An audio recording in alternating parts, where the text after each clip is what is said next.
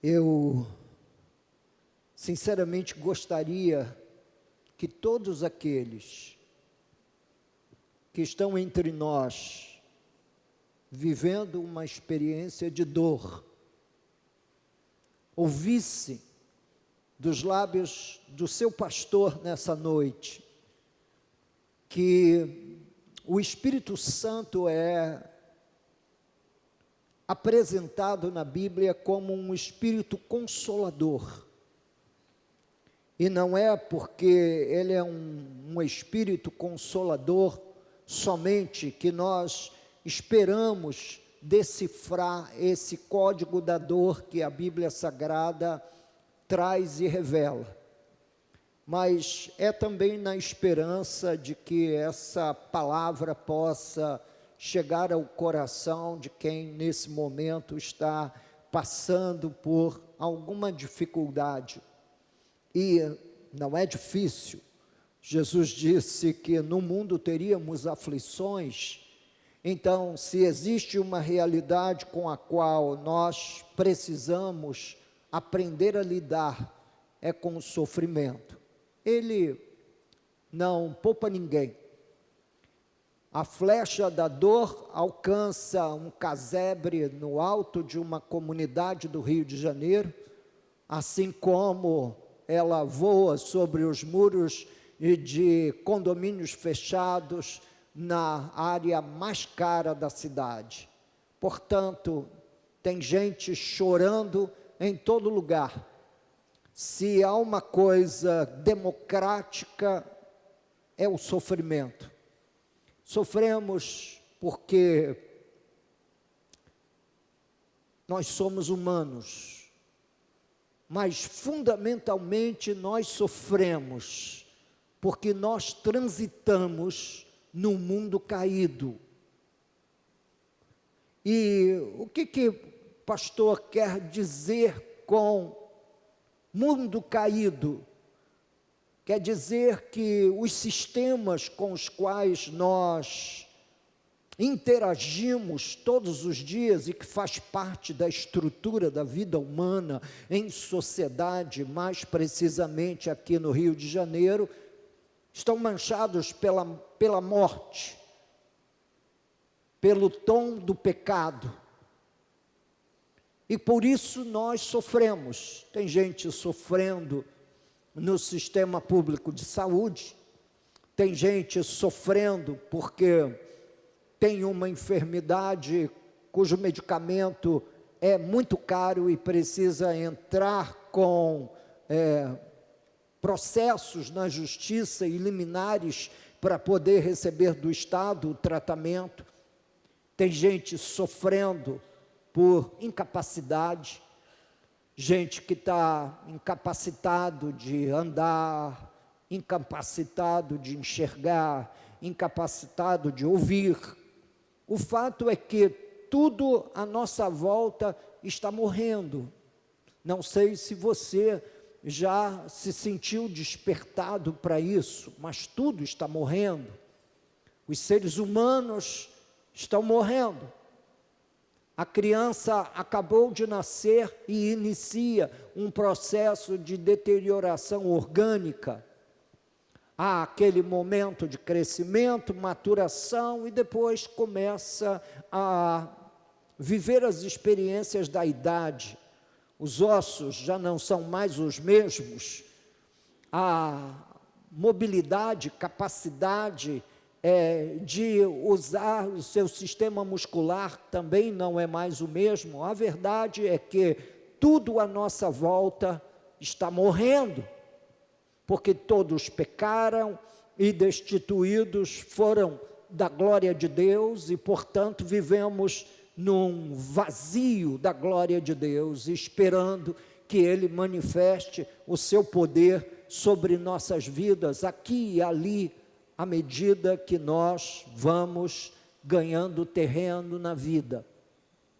Os processos que fazem parte da vida humana estão manchados pela dor. Não há uma só pessoa que consiga se apaixonar levemente por outra e não sofrer. Quantos lares que estão visitados pela separação, pelo divórcio?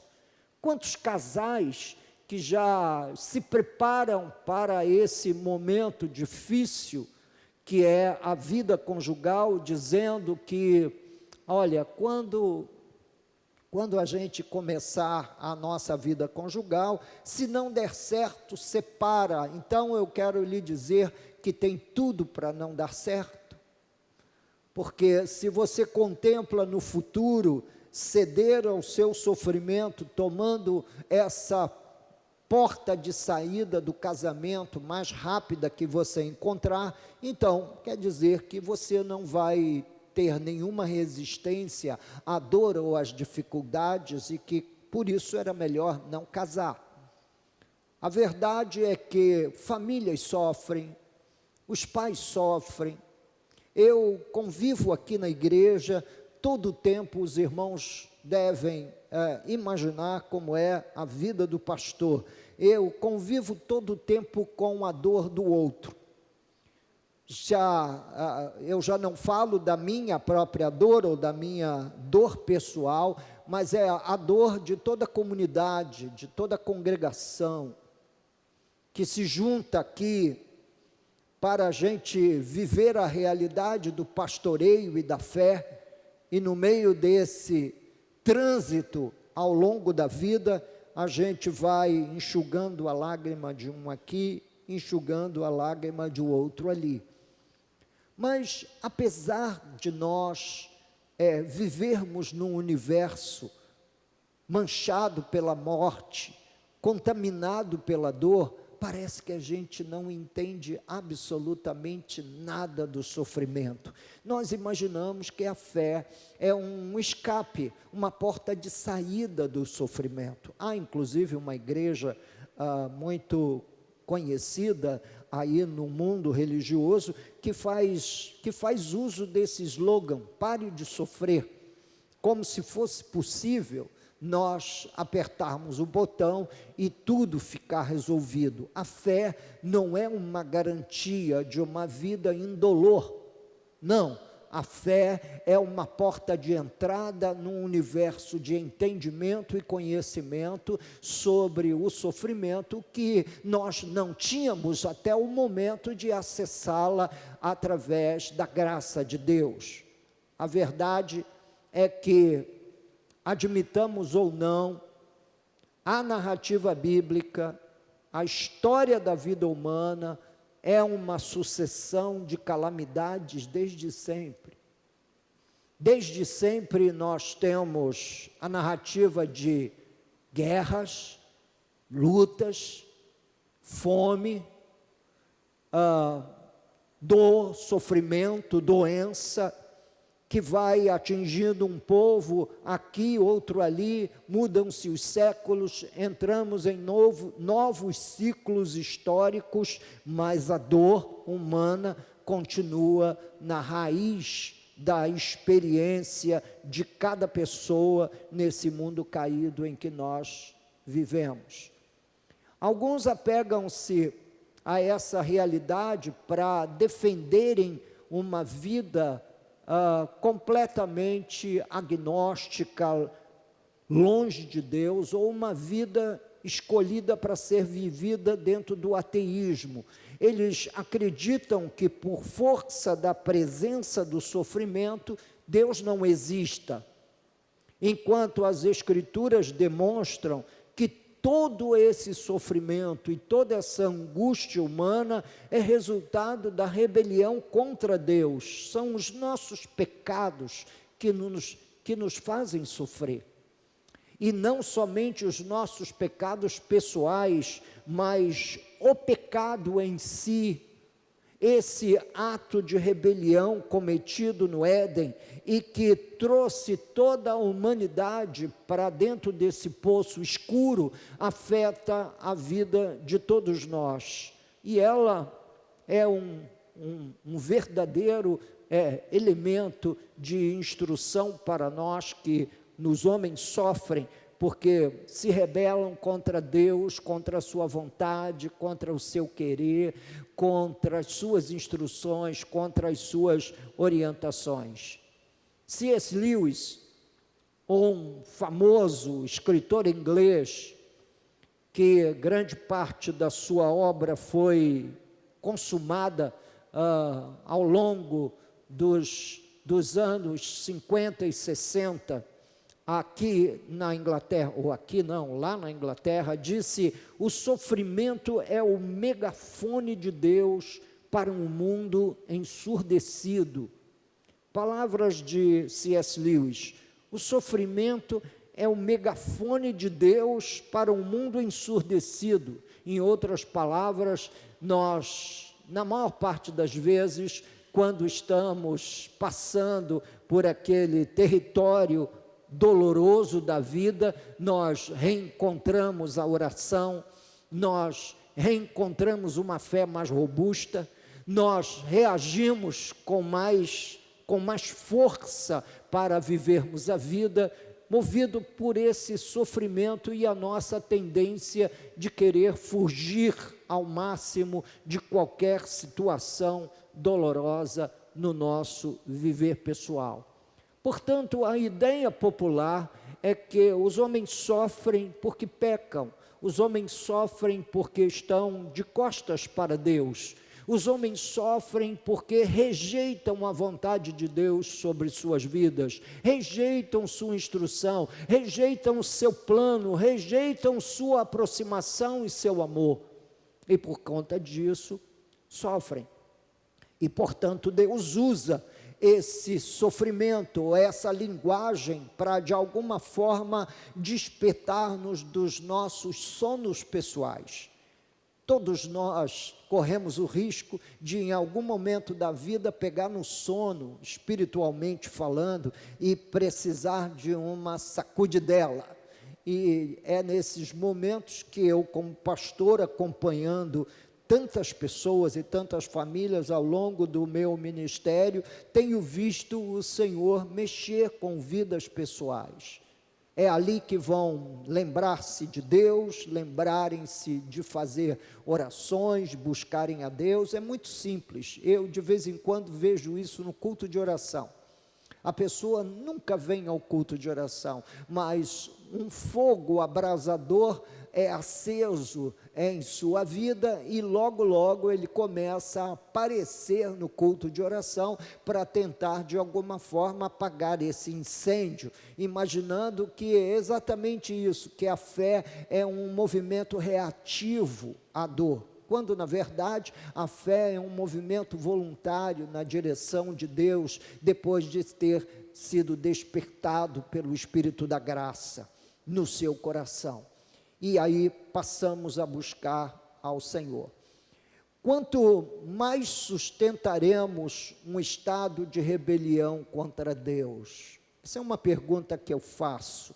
Isso tem me feito pensar muitas vezes, e sempre que a coisa não anda muito bem, a gente sempre procura em alguma área da nossa vida o que causou tamanho desconforto, o que desequilibrou a balança da nossa vida para a gente estar vivendo uma experiência daquela, conquanto a Bíblia não faz a sua teologia de sofrimento só no entorno da pecaminosidade humana. Existem outras questões que nós hoje vamos pincelar, nós não vamos entrar profundamente, vamos apenas tocar levemente aqui e ali, para que os irmãos sejam instruídos no que as Escrituras dizem.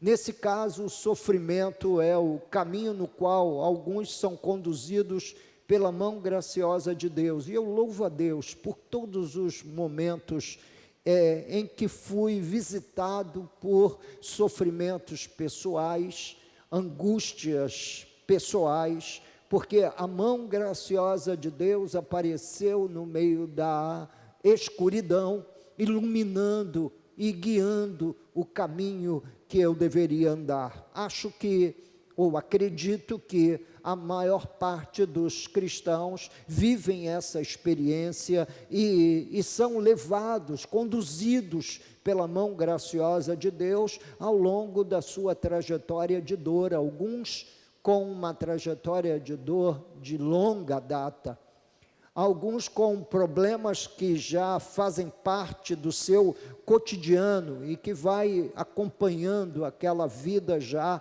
há muito tempo.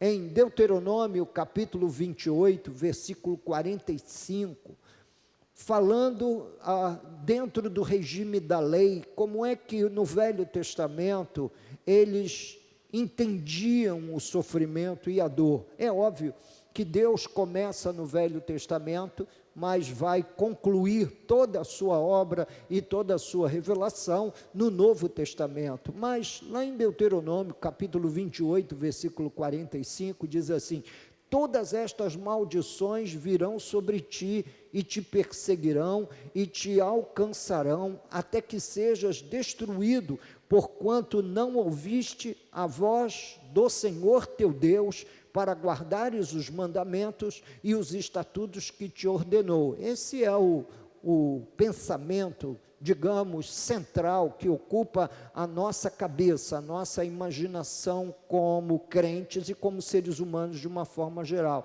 Se eu estou sofrendo, há uma causa.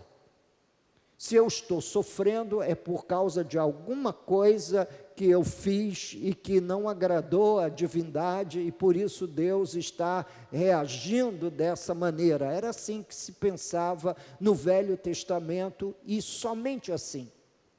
Não havia outras ideias, não havia uma ideia elaborada do sofrimento e da dor. Você só vai encontrar uma ideia mais elaborada no livro dos Salmos, quando os salmistas vão narrando os seus momentos de sofrimento e às vezes de uma forma muito trágica, tentando criar na nossa cabeça a imagem perfeita da tragédia. O salmista dizia que ele vivia uma experiência como se o seu dorso estivesse sendo arado, como se o arado estivesse passando sobre as suas costas. Pode imaginar aquele instrumento agrícola que vai abrindo o caminho para a plantação, revirando a terra, passando por sobre você.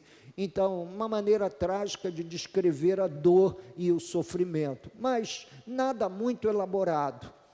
É através das Escrituras que nós vamos consumando e compreendendo melhor as questões da dor do ser humano.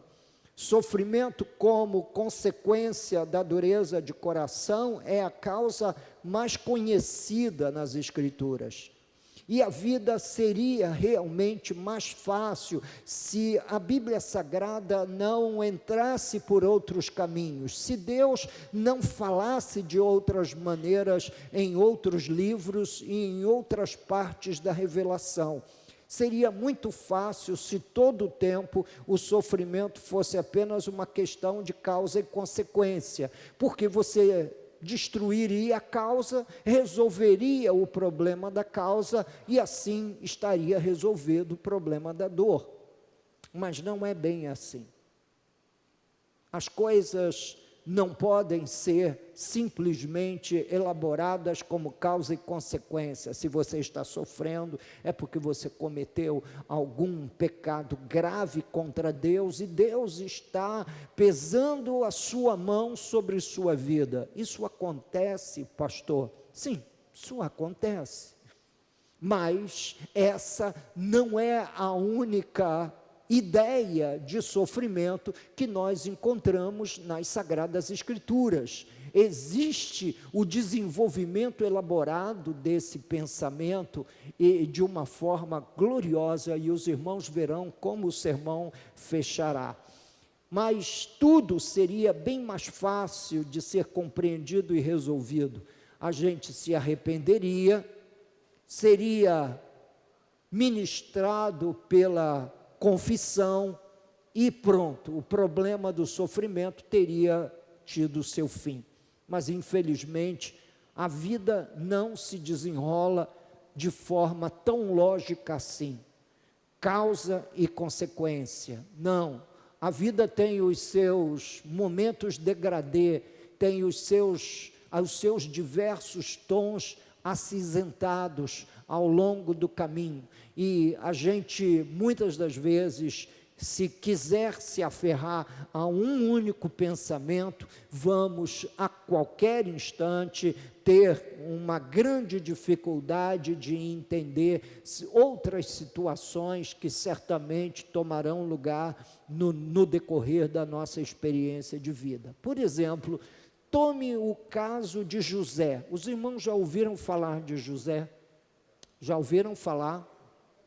Filho de Jacó, que foi vendido como escravo para o Egito. Os seus próprios irmãos o venderam para mercadores que o levaram para o Egito. Imagina, um jovem na sua juventude, de repente, fecha os olhos e abre e é vendido como escravo, perde a sua liberdade, perde a convivência com a família. Os irmãos tecem uma trama, mentem para o pai, dizendo que o rapaz havia sido trucidado por uma fera no deserto, havia sido agredido, sofrido um ataque de uma fera no deserto. Mostram uma roupa manchada de sangue, que era reconhecidamente uma túnica que José costumava utilizar. Imagine, ele teve um sonho, ele sonhou com os feixes de uma colheita, e os feixes de José eram os feixes central, onde cada feixe que representava cada irmão se curvava diante do feixe de José, e inclusive o sol e a lua, diz ele, o sol e a lua dedicaram homenagem a mim. Poxa, quer dizer que até o nosso pai e a nossa mãe vão se inclinar perante a ti. Os irmãos foram consumidos de inveja, fizeram uma falsa acusação. Esse menino, esse jovem, foi parar no Egito, na casa de um muito nobre cidadão egípcio chamado Potifar, e fez uma carreira ali entre a prisão e a liberdade, porque depois sua mulher, a mulher de Potifar, tenta de alguma forma levá-lo para um ato libidinoso e imoral com ela, e ele foge largando a sua roupa, largando as suas túnicas na mão daquela que tentava abusar dele. Que história cheia de vai e vem na Bíblia Sagrada. E quando a gente pensa em alguém que está vivendo um momento de falsa acusação, isso é um momento dolorosíssimo, não é? Tanto que a Bíblia Sagrada, ela contempla essa situação, dizendo que isso é um pecado, você levantar um falso testemunho contra alguém, tentando manchar a honra de alguém, tentando manchar a reputação de alguém. O fato é que José foi parar no Egito, e tempos mais tarde, veja como ele processou o seu momento de sofrimento. Foi uma situação muito difícil. Você pode encontrar a narrativa da história da vida de José lá no livro do Gênesis. Lá no livro do Gênesis você vai encontrar essa narrativa da história de José, um sofrimento atroz. Ele não havia cometido nenhum pecado, aliás, ele estava sofrendo por causa de sua justiça, e estava sofrendo por conta da defesa do que Deus havia lhe mostrado, do que Deus havia falado com ele. e o fato é que ele estava numa situação de terrível dor. A Bíblia nos mostra, através dessa história muito bem contada, tem uma série de detalhes no meio, que eu aconselharia você, nessa semana, gastar um tempo lendo a história de José, e você vai ver uma pessoa sofrendo, porque ele despertou no coração dos irmãos, sem querer, sem tentar de nenhuma forma voluntariamente fazê-lo, mas ele despertou uma inveja no coração dos seus irmãos, que de repente se levantaram contra ele.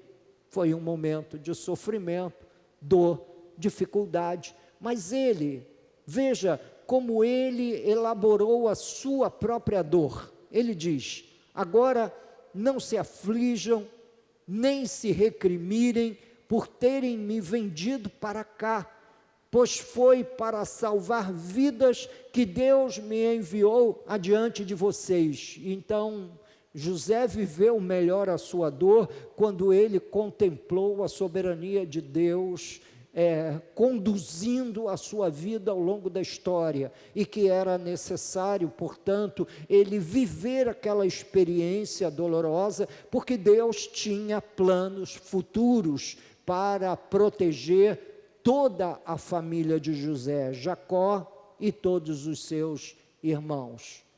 Queridos, não é fácil você elaborar a sua dor dessa maneira, mas esse é um outro farol que a Bíblia usa para iluminar esses momentos e essas experiências de sofrimento. Eu estou sofrendo, estou passando por uma situação desagradável, dolorosa, é uma coisa incômoda, é uma experiência incômoda, mas o Senhor com certeza tem tudo sob o seu governo, e mais tarde ele vai concluir que ele fora vendido para o Egito, para que pudesse favorecer a sua própria família. Essa é a primeira história que nós encontramos, seguindo a narrativa em ordem dos livros da Bíblia, que é o sofrimento de José, a angústia deles. Nós não entendemos tão bem a nossa dor por conta de injustiças sofridas. Eu não sei se eu estou falando com alguém que já foi demitido injustamente, foi vítima de qualquer tipo de comentário dentro do seu ambiente de trabalho e que culminou com uma demissão. Isso é terrível.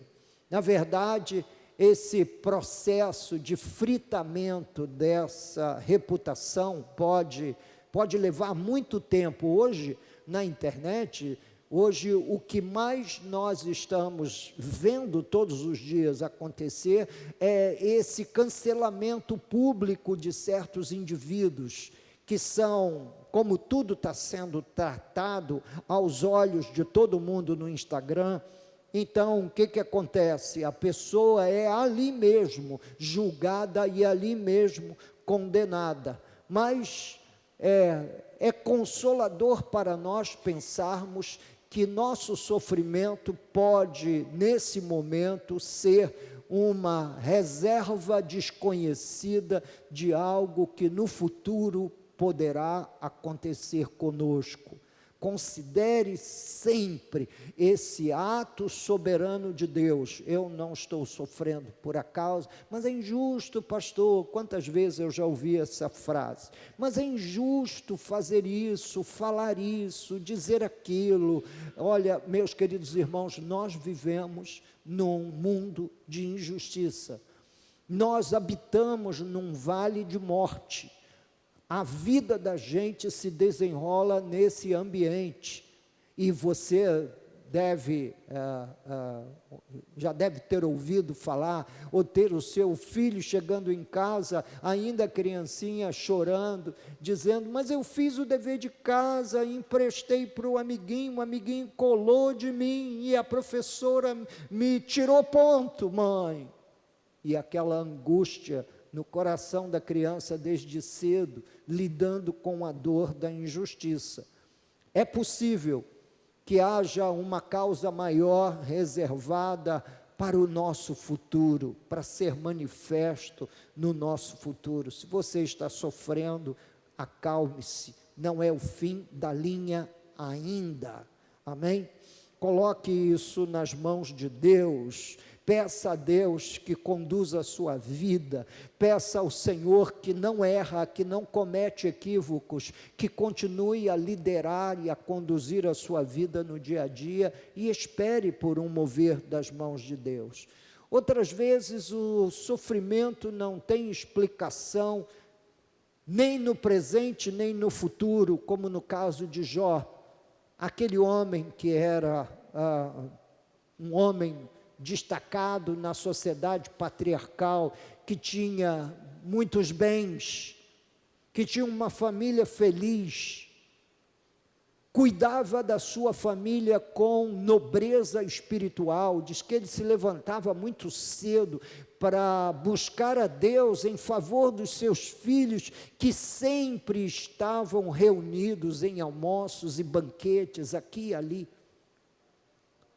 Diz a palavra de Deus que esse homem, de repente, ele se viu coberto de chaga, o seu corpo era uma chaga só, o seu corpo era uma ferida aberta. A esposa, olhando para aquele estado de sofrimento físico, virou-se para ele e diz: você ainda conserva a sua integridade espiritual nesse momento? Jó, levante-se, amaldiçoe o seu Deus e morra. Deus não existe. Ou ele está muito irritado com você. Aliás, esse é o argumento dos seus amigos. Quando sentam com ele, o estado dele era tão chocante que eles ficaram por uma semana sem falar, sem emitir uma única frase. Aliás, a Bíblia faz destaque desse texto para nos mostrar que muitas vezes, diante da dor de alguém, a melhor resposta é o silêncio respeitoso. O que eu já vi de coisas absurdas acontecendo em funerais não está no gibi. Primeiro, que a gente não tem o mínimo de respeito mais sequer a uma cerimônia fúnebre.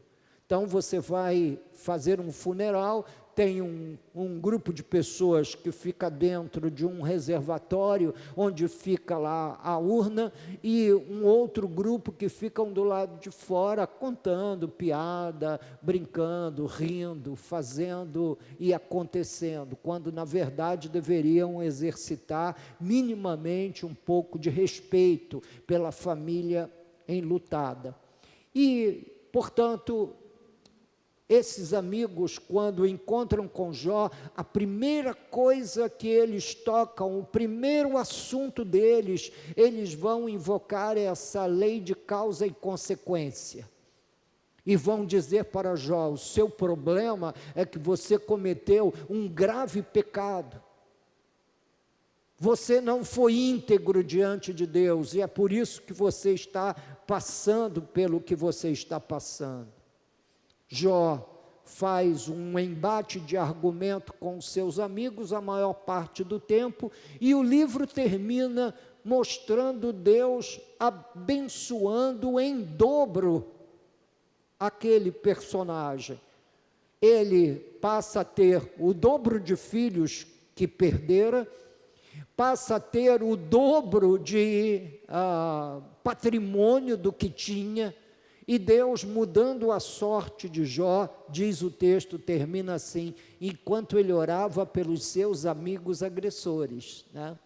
Então, um outro assunto muito importante que nós precisamos considerar é que, se você for julgado por alguém, se cometerem um ato injusto contra você, se alguém ou alguns se levantarem contra você injustamente, a melhor saída não é tentar responder, mas a melhor saída é trazê-los em oração a presença de Deus. São casos, histórias bíblicas que nós vamos encontrando ao longo da nossa trajetória de leitura da Bíblia. Eu leio a Bíblia toda no espaço de um ano, mas o Novo Testamento 2 vezes, o livro dos Salmos 2 vezes, acompanhando o método M'Cheyne de leitura da Bíblia.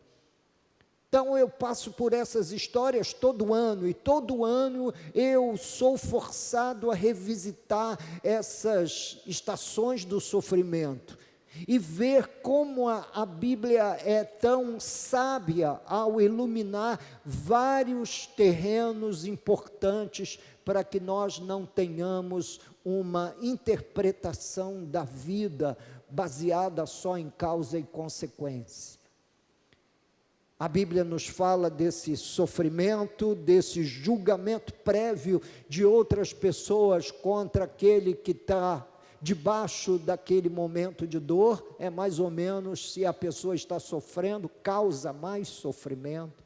Então nós precisamos ser minimamente sábios e falar o mínimo possível diante de alguém que está passando por um sofrimento atroz.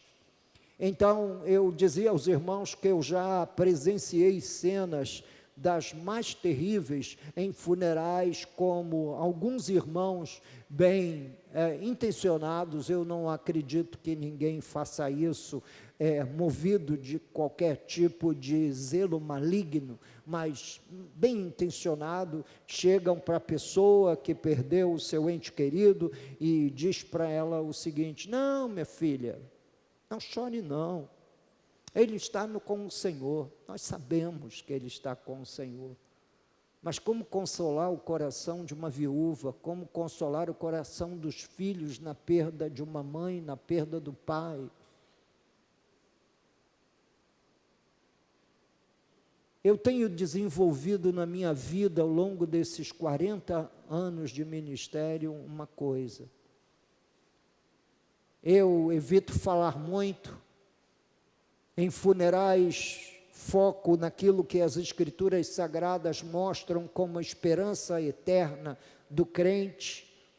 Chego para a família enlutada, no caso os filhos ou a família que está ali, dizendo: eu sou seu pastor, estou ao seu dispor, estou aqui ao serviço de Deus em seu favor. O que você precisar, se quiser falar, eu ouço.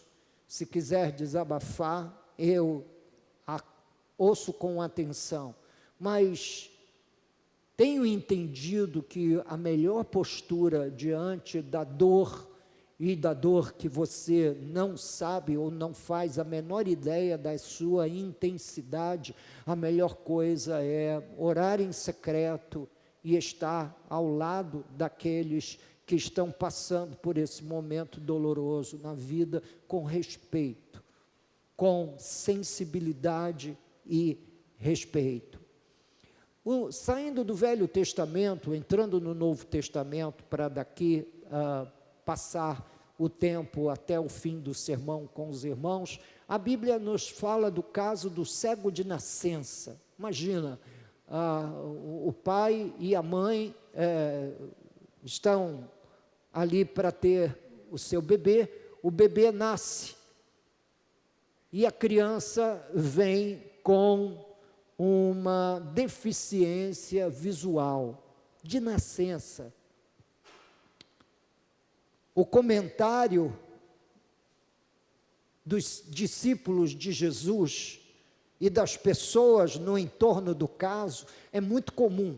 Veja, os discípulos de Jesus reagiram dessa maneira: mestre, quem pecou, este ou seus pais, para que nascesse cego? Irmãos, nós temos uma terrível tendência de querer minimizar a coisa e simplificá-la nessa área da causa e da consequência. Quem pecou? Qual foi o pecado? Os discípulos não negociavam a ideia de que por trás daquele sofrimento terrível há um pecado. Portanto, essa teologia era muito comum nos dias de Jesus. Os discípulos eram adeptos dessa teologia. Eles não estavam levantando dúvida quanto ao pecado, eles só estavam perguntando a Jesus quem havia pecado no processo, se os pais ou se a própria pessoa, nascendo com um estigma pecaminoso e doloroso sobre a sua vida, por conta disso nascesse cego. A resposta de Jesus é muito clara. Respondeu Jesus: nem ele, nem seus pais, mas foi para que se manifestem nele as obras de Deus. Eu sublinhei para que os meus queridos irmãos possam ler em alta voz comigo essa última parte do versículo que está sublinhado. Podemos ler juntos? Para que se manifestem nele as obras de Deus. Portanto, há sofrimentos que nós não fazemos ideia do que vai acontecer naquela vida. Que tipo de circunstância a vida vai se desenrolar e de uma maneira tal que as obras de Deus se manifestem na vida dessa pessoa. Eu sou crente há muitos anos, eu me converti no final da década de 70, por volta lá do ano de 1978, eu me converti a Jesus. Eu nunca vi essa teologia encontrar lugar na congregação. Não, ele pode estar sofrendo, porque Deus, em algum momento, na sua soberania, contemplou uma experiência onde a sua dor vai ser usada em favor de outras pessoas. Essa seria uma boa teologia para nós acolhermos no coração e tentarmos tornar esse tipo de comportamento vamos dizer, uma prática de vida pessoal. Não, eu não entendo a dor humana. Eu sou homem, eu sou gente, eu não sei o que está acontecendo, eu não sei o que o Espírito Santo de Deus está querendo fazer, nem no presente, nem no futuro. Por isso, a melhor coisa é não tentar fazer nenhum tipo de adivinhação ou opinar sobre a dor do outro. Muitos estão sofrendo para que se manifestem nele as obras de Deus, e isso é um fato. Em Atos capítulo 9, versículos 15 e 16, fala da experiência do apóstolo Paulo de conversão. Todo esse capítulo é um capítulo dedicado à conversão de Saulo. Ele estava andando pelo caminho, o Senhor lhe apareceu numa visão e disse: Saulo, Saulo, por que me persegues? Ele se levanta cego dessa visão, uma cegueira temporária. Ele, sem conseguir enxergar, ele é conduzido por amigos à casa de um irmão chamado Simão, que o acolhe, e de repente Deus desperta o coração de um servo dele para ir orar pelo apóstolo Paulo, para que ele recupere a visão. Mas o Senhor lhe disse, é assim que o texto diz: vai, porque este é para mim um instrumento escolhido para levar o meu nome perante os gentios e reis. É uma parte positiva da profecia divina sobre a vida e o ministério do apóstolo Paulo. Eu vou levá-lo diante de reis e de autoridades. Imagine, pastor Weber, você agora vai para Brasília, você vai falar ao presidente da República, ao gabinete de ministros, você vai ter uma oportunidade de testemunhar do Evangelho para aquela vida. Eu te quero lá, falando para toda aquela corja. Essa é uma boa profecia. Primeiro, porque dá a você uma certa sensação de importância, você vai ter que testemunhar do Evangelho, não mais para pessoas comuns, mas você vai falar a reis. Mas tem uma segunda parte da profecia, exatamente antes da palavra pois, tem um ponto e vírgula, para dividir a oração. E falando aí do ponto de vista da gramática, exatamente em duas partes. E a segunda parte da profecia, que é essa, que está em amarelo, podemos ler?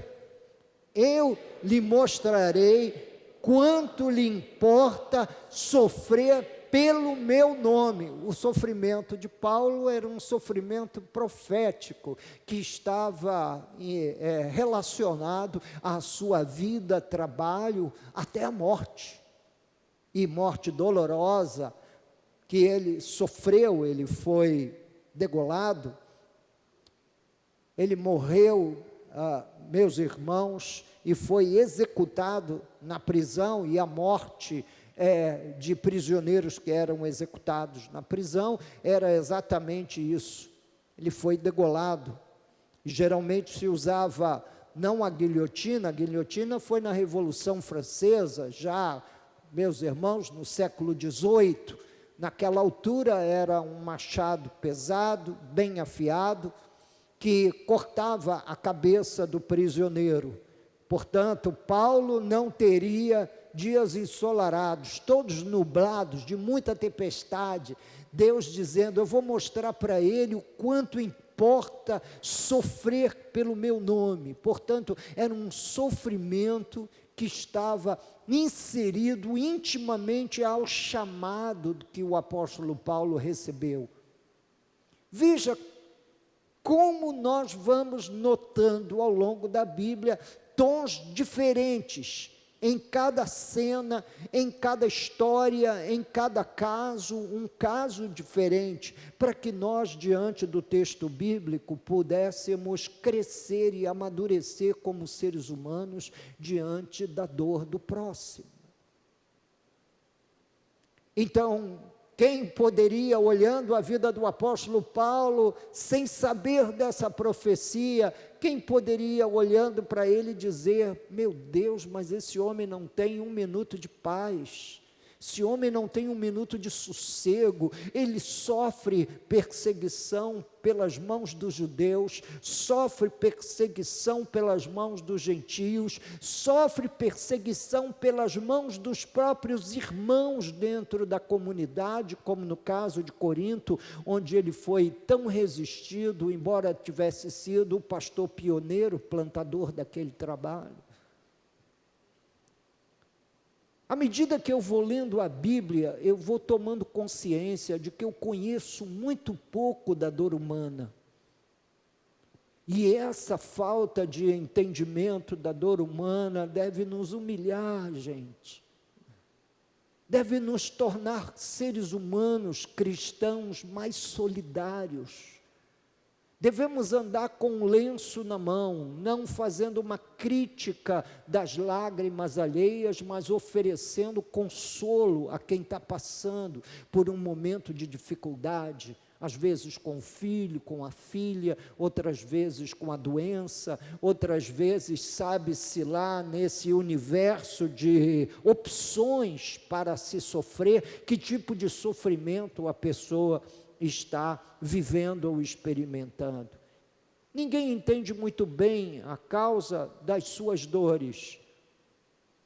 Todavia, todas elas são pedagógicas, todas elas nos ensinam algo, e é isso que eu tenho tentado aprender. Dizem que os sábios aprendem com os erros à sua volta, mas eu tenho chegado à conclusão de que os sábios aprendem com tudo ao seu redor.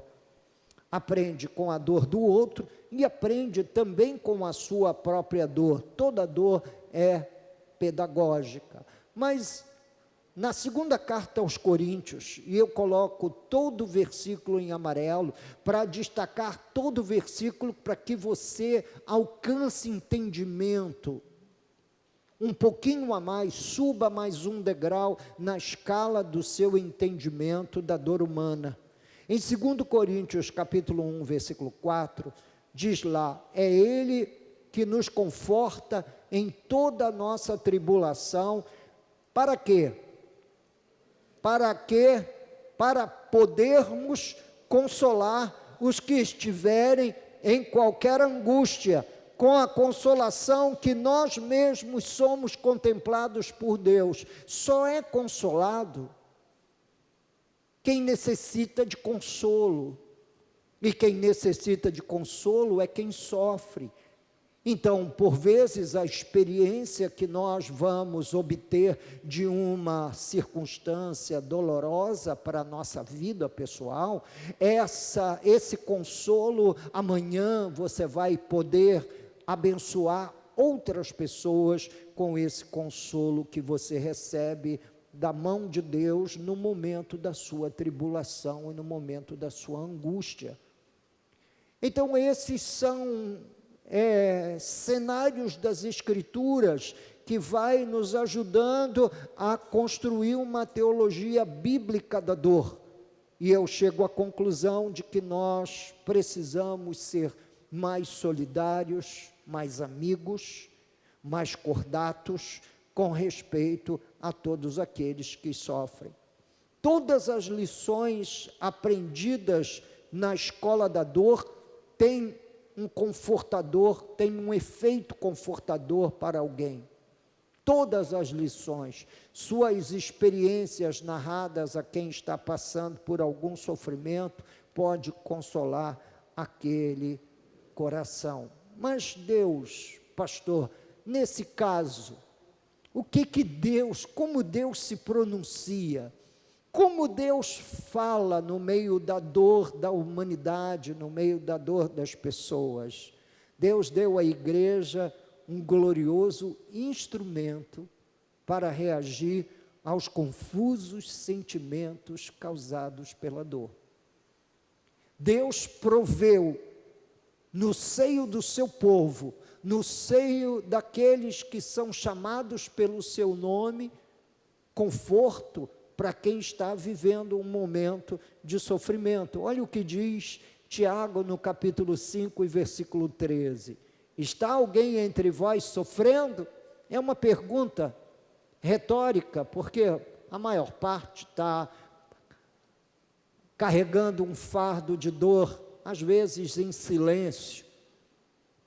Tem gente que não fala, e até nesse contexto é preciso ter um respeito maior, mas a Bíblia Sagrada diz que a igreja deve reagir ao sofrimento fazendo oração. Faça oração. Está alguém alegre, cante louvores, mas está alguém entre vós sofrendo, faça oração. Eu gostaria de, nesta noite, estender a minha solidariedade, e quero pedir à igreja que estenda a sua também, a todos aqueles que em alguma medida estão passando por algum momento doloroso na vida. Eu gostaria de fazer o que Tiago sugere. Está alguém entre vós sofrendo? Deixa a gente saber que você está sofrendo. Não temos nenhum tipo de curiosidade de conhecermos todos os detalhes da sua dor. Eu conheço algumas histórias por força do ministério aqui na igreja e choro com eles todos os dias. Eles não vêm porque as minhas orações são pessoais com Deus, onde eu apresento essas pessoas que estão passando por um momento de sofrimento.